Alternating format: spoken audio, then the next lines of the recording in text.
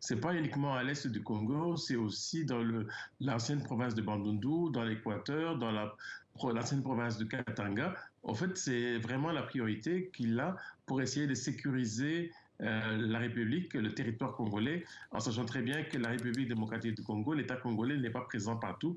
Et de ce fait, c'est une priorité qui était déjà définie bien avant et pour lesquelles il a des difficultés à pouvoir assumer cette priorité, à pouvoir répondre aux attentes, comme disent les habitants de l'Est, du centre, aussi du Katanga, sur la question sécuritaire. Et donc, là, après la priorité à la question liée lui-même à sa légitimité, à sa légitimation, puisqu'on a déjà vu que le processus a été un peu entaché d'irrégularité et qu'il doit absolument arriver à assumer son autorité, à assumer sa responsabilité avec le président, avec toute la légitimité auprès de tous les Congolais, même pour ceux pour lesquels ils n'ont pas voté pour lui.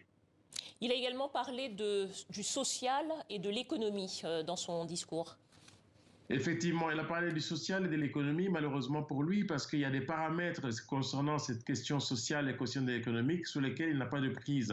Sur la question sociale, c'est qu'il doit amener à ce qu'il y ait ce qu'on appelle l'amélioration des conditions des Congolais. L'amélioration du pouvoir d'achat. Malheureusement, par rapport au Congo, le Congo n'a pas la maîtrise sur tous les éléments qui peuvent lui permettre de pouvoir améliorer les recettes de la RDC, puisque la majorité des recettes de la RDC est liée aux mines, et les mines sont entre les mains des Chinois, et que dans le contexte actuel, il est difficile pour que le Congo puisse arriver à rentabiliser au mieux l'exploitation de ces minerais par rapport à la Chine pour espérer améliorer les conditions. Et donc cette question-là aura des difficultés, il aura des difficultés à pouvoir résoudre et améliorer les conditions des Congolais. Bob Kabamba, qu'est-ce qui est différent, qu'est-ce qui serait différent pour ce deuxième mandat qui pourrait permettre au chef de l'État de réaliser les engagements qu'il vient de prendre? Qu'est-ce qui est différent sur ce mandat par rapport au premier mandat? En fait, on aura du mal à changer le premier mandat du deuxième. Le premier mandat, il avait déjà tous les outils, il avait déjà tous les éléments, ce qu'on appelle les outils essentiels de gestion d'un État. Il avait le Parlement, il avait le gouvernement, il avait toute la structure qui permet de pouvoir impulser une politique dynamique pour redresser le Congo. Mais ça n'a pas changé puisque là, les élections ont montré qu'il a encore assuré son emprise sur toutes les institutions de la RDC, mais malheureusement, les contextes internationaux et ainsi que les éléments qui peuvent lui permettre de pouvoir changer, il n'a pas la maîtrise sur ces éléments-là et on ne peut pas essayer de dire que ce mandat sera différent de celui pour lequel il vient de terminer le premier et le second. Donc, alors, je vous interromps un instant. Peut-être la différence entre le premier et le deuxième mandat. Entre-temps, il y a eu l'union sacrée. Est-ce que ça peut changer quelque chose? Il y avait, au départ, il y avait une emprise de la Kabylie, si on peut le dire ainsi. Aujourd'hui, il y a l'union sacrée. Est-ce que ça peut changer quelque chose dans la réalisation de ces engagements ou pas? Non, ça ne va pas changer parce que tout simplement, avant, il avait réussi à pouvoir défenestrer le clan Kabila. Il est arrivé à pouvoir avoir la maîtrise de tous les éléments.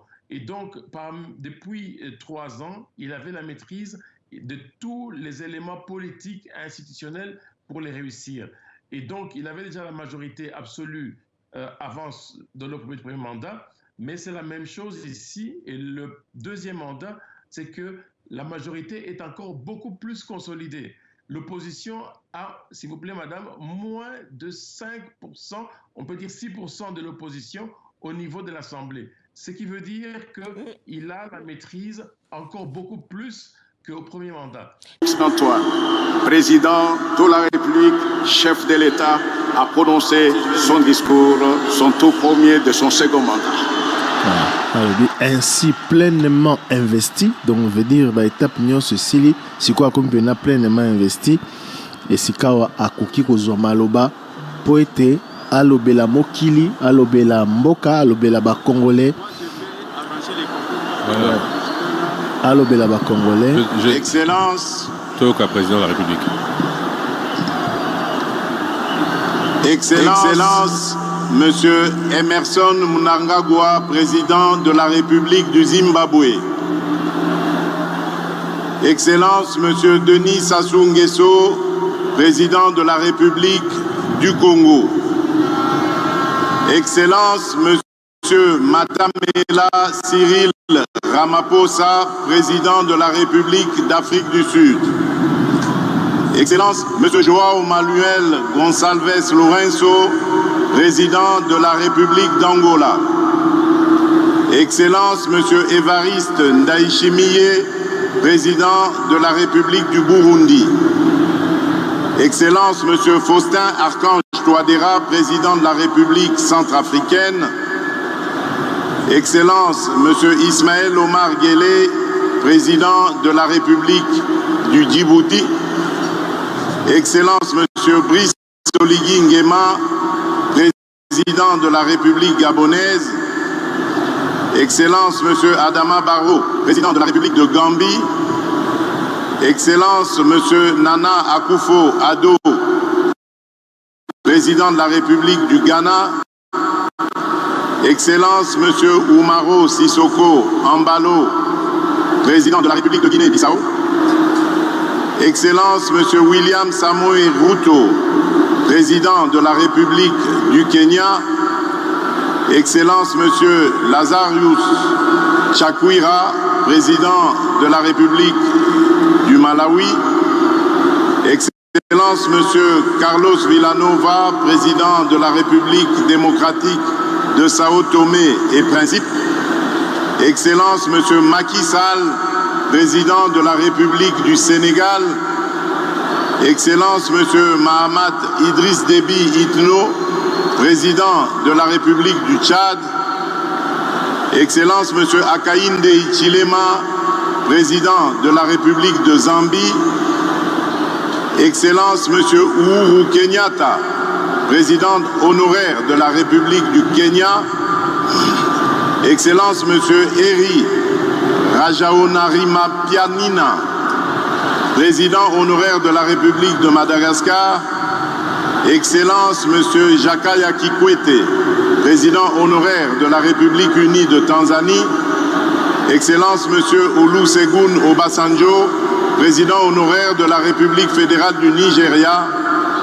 Excellences, Mesdames et Messieurs les représentants des chefs d'État et de gouvernement, honorable président de l'Assemblée nationale, honorable président du Sénat, Monsieur le Premier ministre, chef du gouvernement, Monsieur le Président de la Cour constitutionnelle, Monsieur le Premier Président de la Cour de cassation, Madame la Première Présidente du Conseil d'État, honorables députés et sénateurs, Mesdames et Messieurs les membres du gouvernement, Mesdames et Messieurs les chefs de mission diplomatique et représentants des organisations du système des Nations Unies, Mesdames et Messieurs les présidents des regroupements et partis politiques, Mesdames et Messieurs les représentants des organisations syndicales et confessions religieuses, autorités locales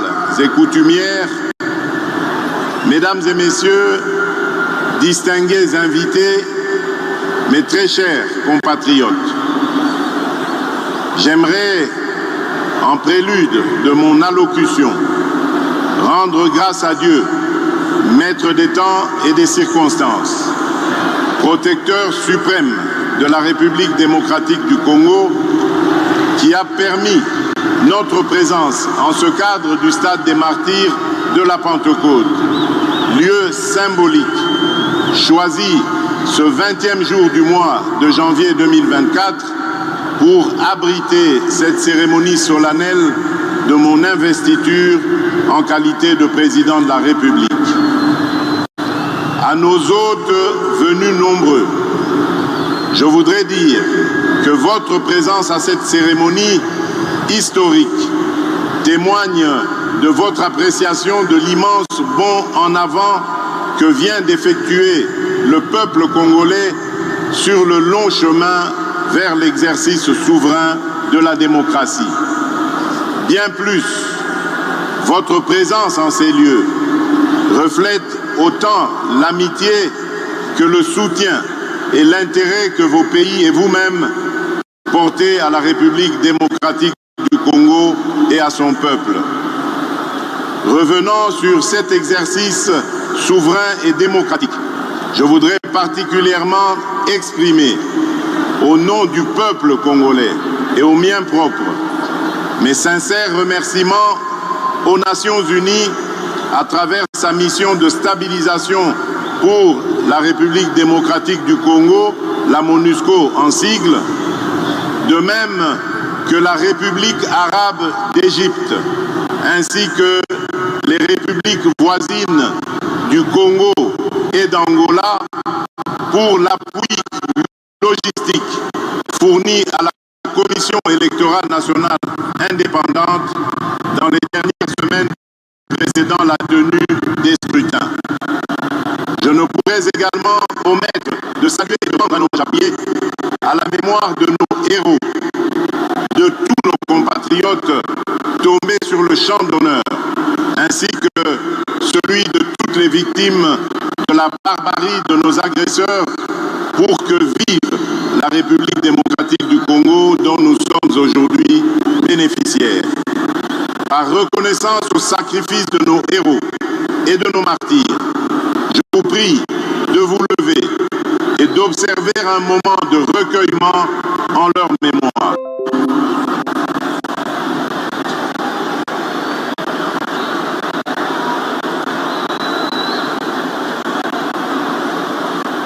Je vous remercie.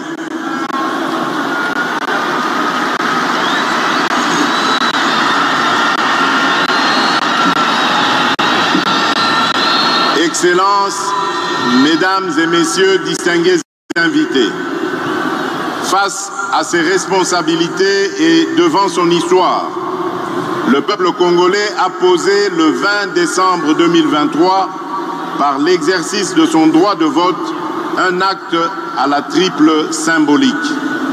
En effet, le 20 décembre, le peuple congolais a clamé son amour indéfectible pour notre cher et beau pays. Il a réitéré son profond attachement à la démocratie et aux valeurs républicaines qui le transcendent. Tout comme il a préservé par cet acte l'héritage nous légué par nos pères fondateurs, dont le sacrifice consenti pour notre liberté demeure le socle de notre loi fondamentale. Appelé à opérer librement son choix parmi les différentes offres qui lui étaient présentées, le peuple congolais souverain primaire a opté dans sa plus grande majorité pour la consolidation des acquis glanés du combat auquel je m'étais solennellement engagé le 24 janvier 2019 lors de ma première investiture, celui de garantir le mieux-être de chaque citoyen et citoyenne de la République démocratique du Congo, de préserver leur dignité et de restaurer leur fierté d'appartenir en tout temps et en tout lieu à notre chère et belle nation. Le peuple congolais m'a renouvelé sa confiance dans la foi et la volonté que se poursuive l'émergence d'un Congo fort, ambitieux, conscient de ses potentialités et avide de progrès. Un Congo plus uni, plus fort et plus prospère. Mes chers compatriotes, ce résultat que nous célébrons ce jour a bénéficié de plusieurs apports spécifiques que je m'en voudrais de ne pas mettre en exergue. Ainsi, je salue chaleureusement ma famille politique et mes compagnons de lutte de l'Union sacrée de la Nation, structure qui inclut mon parti, l'Union pour la démocratie et le progrès social.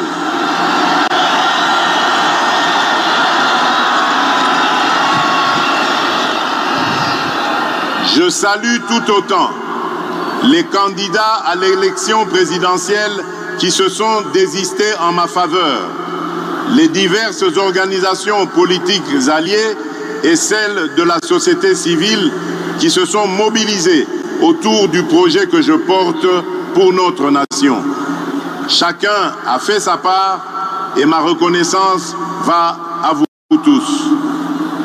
Je saisis également cette occasion pour accomplir mon devoir républicain celui de saluer mes adversaires qui ont participé à l'élection présidentielle du 20 décembre 2023.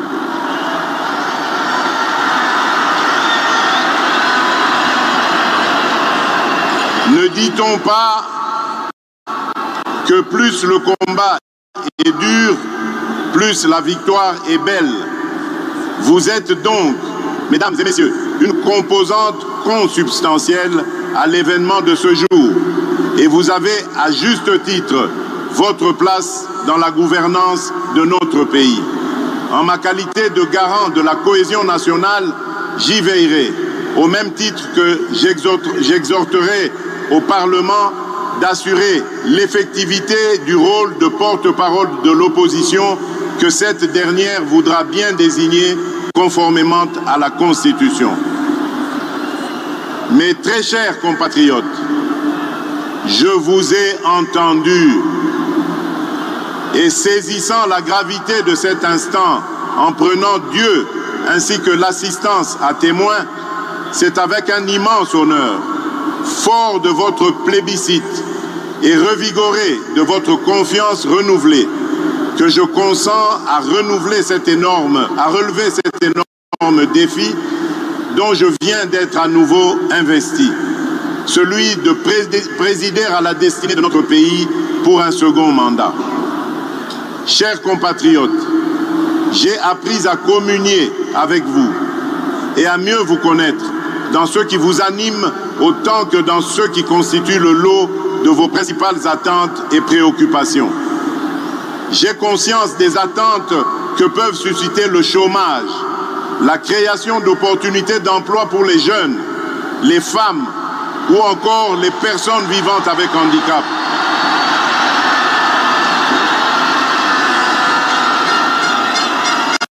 L'autonomisation et la promotion des femmes dans notre société, de même que l'inclusion et la protection des personnes les plus vulnérables.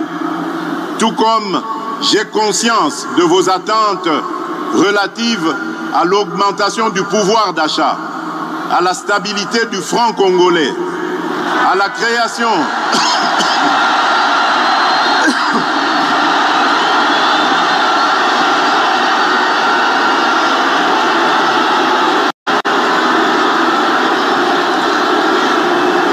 Je disais, tout comme j'ai conscience de vos attentes relatives à l'augmentation du pouvoir d'achat, la stabilité du franc congolais, la création d'une véritable industrie qui pourra concourir à la réduction de la dépendance de notre économie aux importations, notamment celle des biens et des produits de première nécessité. Au-delà des questions relatives à l'emploi, à la cohésion nationale, à l'économie nationale et à la monnaie, le renforcement de l'État dans sa capacité à sécuriser la population et ses biens, à éradiquer l'activisme terroriste et les groupes armés qui sévissent dans la partie orientale de notre pays, à protéger avec plus d'efficacité nos frontières, à assurer la défense ainsi que la sauvegarde des intérêts de notre pays partout où ils sont discutés, sont là autant de sujets qui aujourd'hui nourrissent vos préoccupations. Ces préoccupations pour lesquelles des actions visibles ont été réalisées au cours du précédent mandat et qui continueront d'être au centre de l'action gouvernementale sous mon impulsion et au moyen de ma vision. Une vision, mieux, une ferme prédisposition pour l'action, déclinée à travers les 6 engagements contenus dans le projet de société que je vous ai présenté au moment de solliciter vos suffrages. Ce nouveau quinquennat aura ainsi pour objectif, premièrement, de créer plus d'emplois en accélérant la promotion de l'entrepreneuriat, notamment celui des jeunes, et au moyen d'une approche volontariste inspirée de nos réalités sociétales. Deuxièmement, de protéger le pouvoir d'achat des ménages en stabilisant le niveau de l'inflation et en maîtrisant le taux de change. Troisièmement,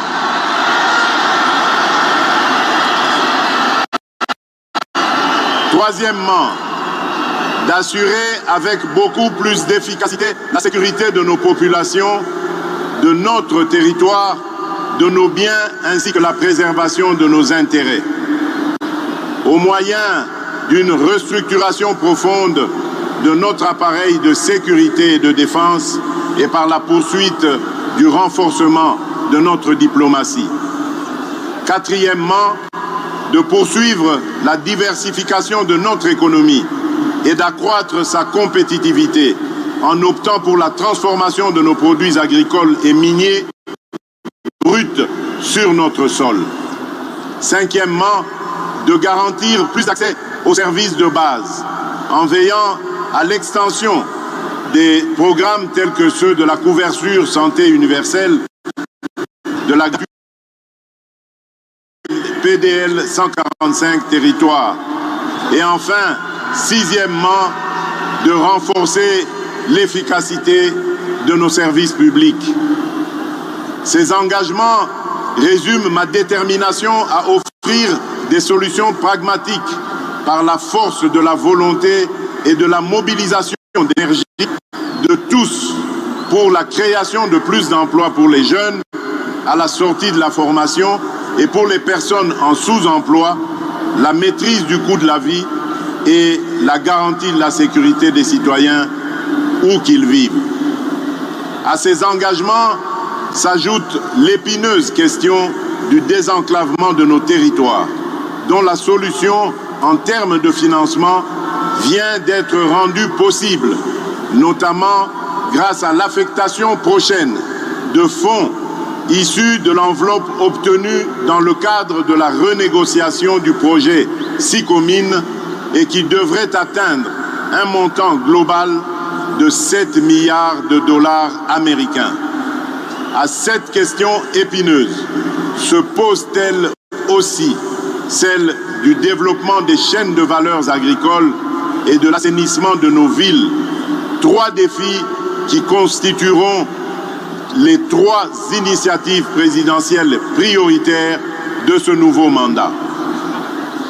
Mes très chers compatriotes, l'expression de vos suffrages et le renouvellement de votre confiance à mon égard interviennent dans une période critique de l'histoire et où de nombreux défis pèsent sur notre devenir collectif.